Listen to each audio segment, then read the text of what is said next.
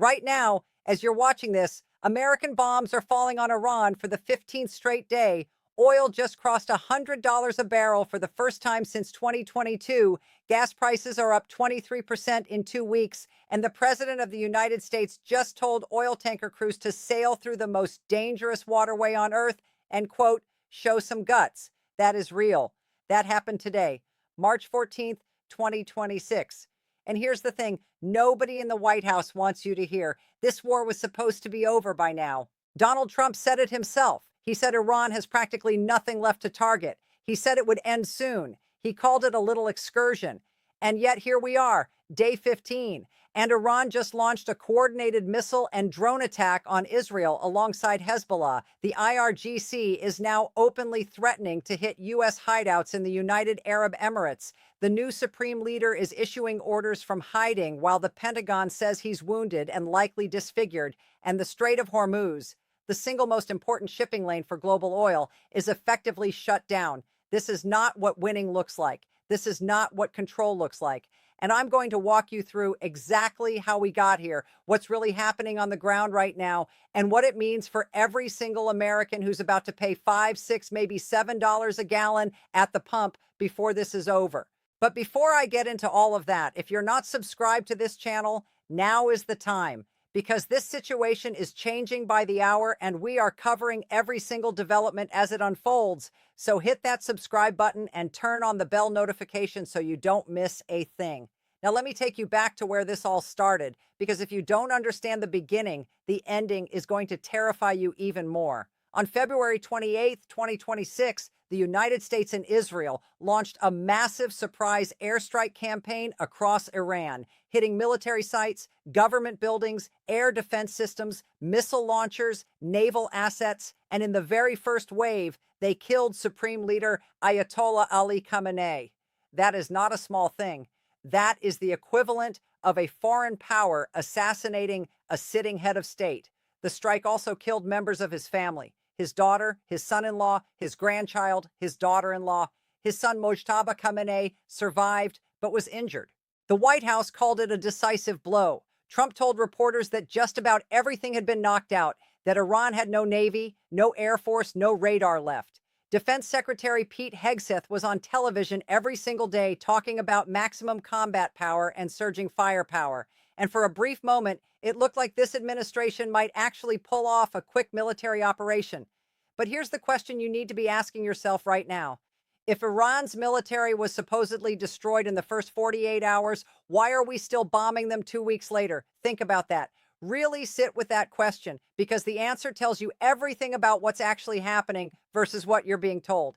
The answer is that Iran was not destroyed. Iran was hurt badly. No question about it. The Pentagon says Iranian missile volume is down 90%, drone volume down 95%, but down is not zero. And Iran has been fighting back in ways that nobody in Washington publicly predicted.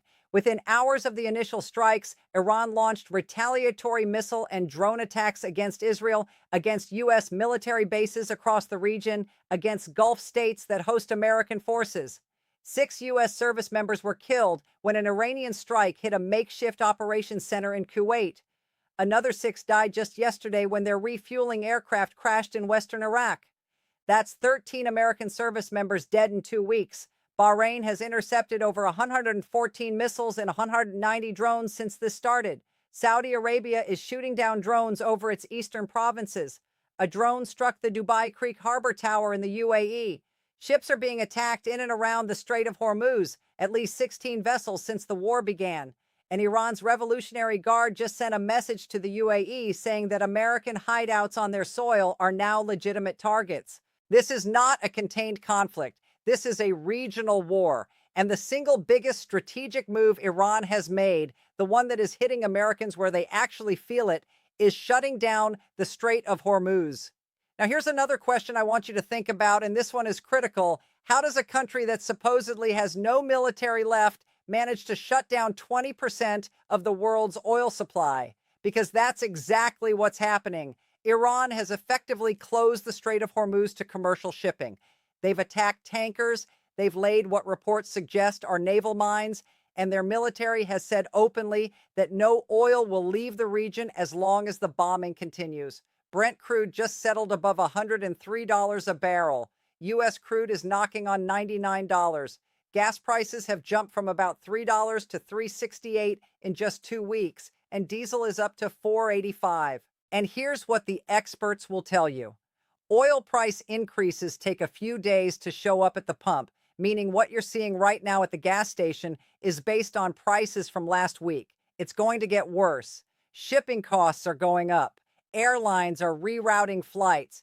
FedEx and UPS are looking at surcharges. The cost of everything that moves by truck, which is basically everything you buy, is about to increase. And what is the White House's response? Trump told oil tanker crews to go through the strait and show some guts. He said the Navy would escort ships through soon. But Iran's military said they would welcome U.S. warships coming through because they're ready to fight them. The Energy Secretary briefly posted on social media that the Navy had already escorted a tanker through, and then deleted the post. Iran's foreign minister accused the U.S. of posting fake news to manipulate oil markets. This is chaos. This is not the behavior of an administration that has the situation under control. And here's where it gets even more complicated, because it's not just about the military operation. It's about the politics inside Washington and the politics inside Iran. Let's talk about Iran first, because what's happening there is genuinely unprecedented. When Khamenei was killed on February 28th, there was a power vacuum. The Assembly of Experts, which is the body that selects the supreme leader, was supposed to meet on March 8th to choose a successor. But Israel bombed the assembly on March 3rd while they were in a preliminary meeting. They still managed to convene, and on March 8th, they selected Mojtaba Khamenei, Ali Khamenei's son, as the new supreme leader. Trump called him a lightweight and said he wouldn't last long without U.S. approval. Defense Secretary Hegseth says the new leader is wounded and likely disfigured. Vice President J.D. Vance confirmed just yesterday that the new leader is hurt, but said it's unclear if the U.S. is responsible given the chaotic environment. And yet, this wounded, supposedly desperate leader just issued his first public statement, not in person, not on camera, but through state television, vowing to keep the Strait of Hormuz closed and to continue attacking U.S. military assets across the Middle East until all American bases in the region are shut down. That's not the statement of a regime that's about to collapse. That's a statement of defiance. And here's the thing about Iran that a lot of people in Washington either don't understand or don't want to admit. Iran doesn't need a functioning air force to cause enormous problems. They need drones, missiles, proxies, and the ability to threaten oil infrastructure, and they still have all of that. Now, if you're finding this valuable, if this is helping you understand what's really happening beyond the headlines, do me a favor and hit that like button, because it helps push this video out to more people who need to see it, and share it with someone you know who's wondering why gas prices are going through the roof. This matters. This affects every single American. Okay, now let's talk about the political situation in Washington, because this is where things get really interesting. Trump has been giving wildly mixed signals about this war since it started. On one day, he says it's almost over. There's practically nothing left to bomb. The next day, his defense secretary is promising the most intense strikes yet. Trump told Republicans it would be a short-term excursion. Israeli Defense Minister Katz said the operation would continue without any time limit. Trump said anytime he wants it to end, it will end. His own envoy, Steve Witkoff, was asked how the war might end and said, "I don't know." Senator Chris Murphy came out of a classified briefing and said the administration's goal seems to be destroying lots of missiles, boats, and drone factories. But when he asked what happens when you stop bombing and they restart production, the officials had no answer. They hinted at more bombing. That's not a strategy. That's a treadmill. And here is the question that should keep every American up at night. What is the actual endgame here? Because nobody in the administration has given a clear answer. Trump initially said he wanted to bring freedom to the Iranian people, which sounds a lot like regime change. Then he demanded unconditional surrender, which is the kind of language you use when you're fighting Nazi Germany, not conducting a limited air campaign. Then he said he had names in mind for who should replace the Iranian leadership, which is literally the definition of regime change. But when asked directly about Mojtaba Khamenei and whether the new leader has a target on his back, Trump said he didn't want to comment because that would be inappropriate. Mixed signals doesn't even begin to describe this. And here's what makes it even more alarming. There are now more than 250 American organizations that have signed a letter calling on Congress to halt funding for this war. They argue that the $11.3 billion spent in just the first 6 days is diverting money from food benefits, health care, and other domestic needs. The war is not popular with most Americans, according to polling. Gas prices are going up. The stock market is volatile, and the administration can't even clearly articulate when it's going to end or what victory actually looks like. Now let's zoom out even further because this war is not happening in a vacuum. Remember Gaza? Remember how Trump was supposed to deliver peace there? It's been 5 months since he declared a ceasefire in Gaza, and that ceasefire is falling apart. The Rafah border crossing, which had finally opened last month, a real sign of progress, was closed by Israel when the Iran war started. Under U.S. pressure, one crossing was reopened for limited food and fuel. But that's it. People in Gaza are saying it's not a ceasefire if the border is closed, if they can't come and go, if they're still trapped. Negotiations on the next steps of the Gaza peace plan, Hamas disarming, Israel withdrawing, are completely suspended. The board of peace that Trump created, the billions in reconstruction pledges, the international stabilization force, all of that is on hold because the entire administration's attention has shifted to Iran. And here is another question that nobody in the media seems to be asking. If this war was supposed to make America safer, why is the Middle East more dangerous now than it was a month ago? Hezbollah is launching coordinated attacks with Iran against Israel. Israel is pounding Lebanon. At least 773 people killed there since March 2nd. The UNIFIL peacekeeping headquarters in southern Lebanon took Israeli shells. Iran-backed militias in Iraq have killed at least 32 people. A French soldier was killed at a military base in Iraqi Kurdistan. Kuwait lost 6 civilians, including an 11-year-old girl killed by shrapnel. Oman had 2 people die after a drone attack. The Dubai skyline took a hit from an Iranian drone. And just yesterday, a man suspected of launching a car-ramming attack on a synagogue near Detroit reportedly lost family members in an Israeli airstrike in Lebanon last week. This is not contained. This is spreading to the Gulf, to Lebanon, to Iraq, to American soil in terms of the economic impact and potentially in terms of domestic radicalization. Now, let me talk about what happened just in the last 24 hours because it's significant. Trump announced that U.S. forces obliterated every military target on Karg Island.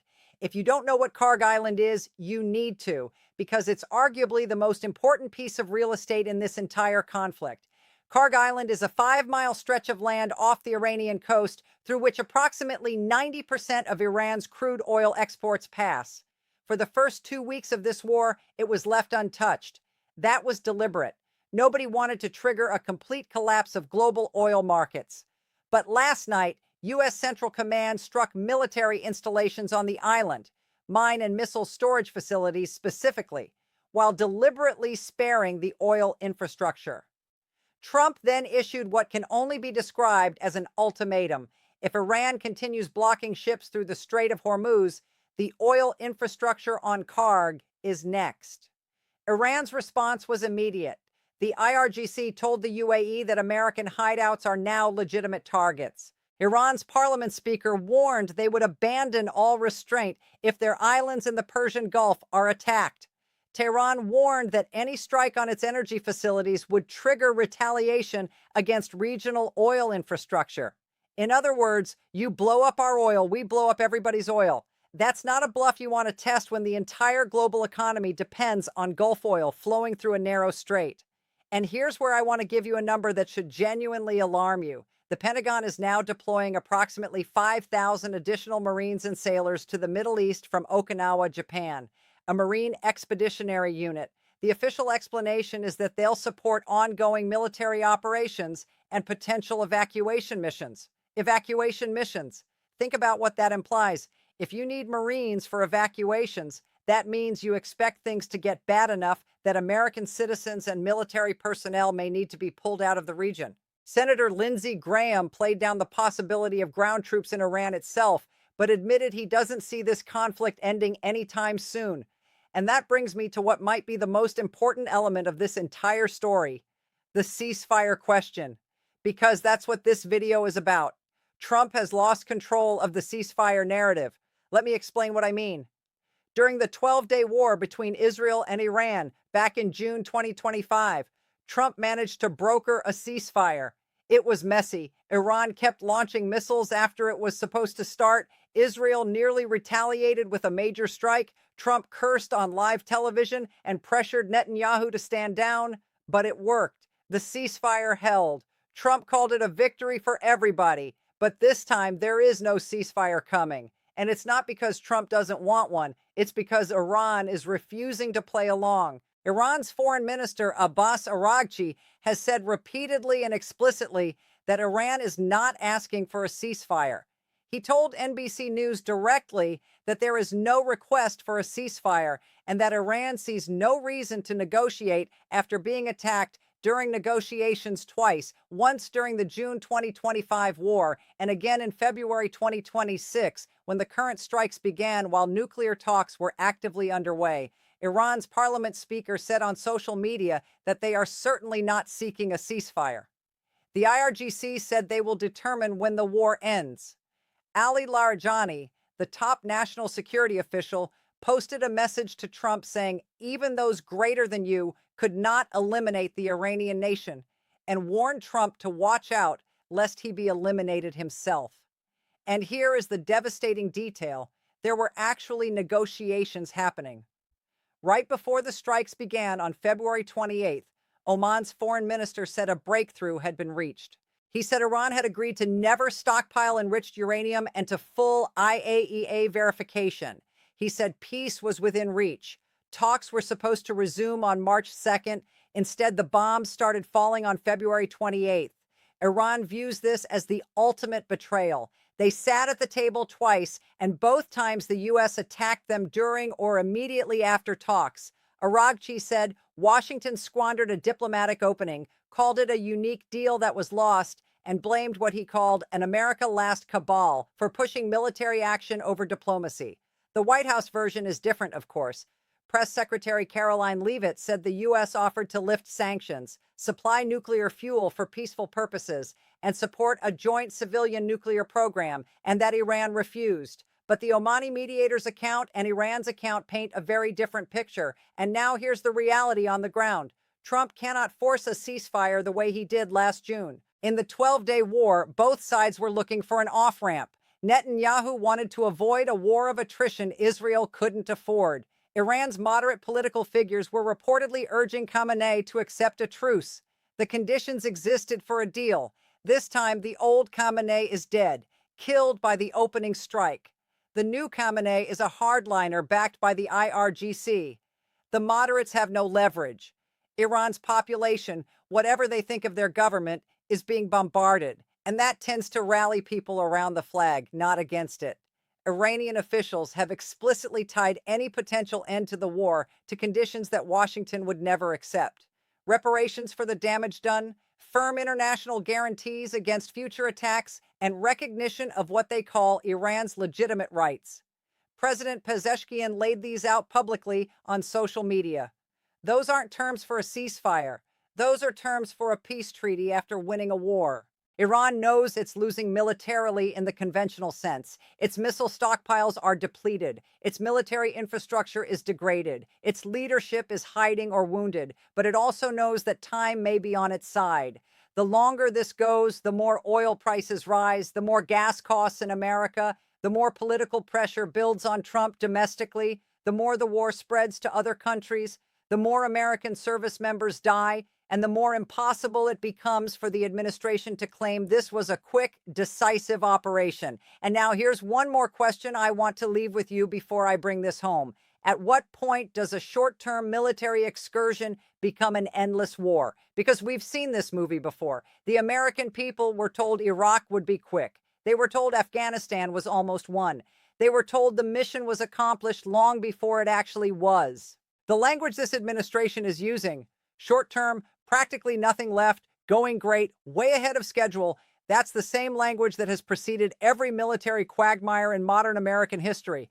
I'm not saying this will become another 20-year war, but I am saying that nobody in Washington can tell you when it ends, and nobody in Tehran wants it to end on Washington's terms. And every single day it continues. It costs American lives, American dollars, and American credibility on the world stage.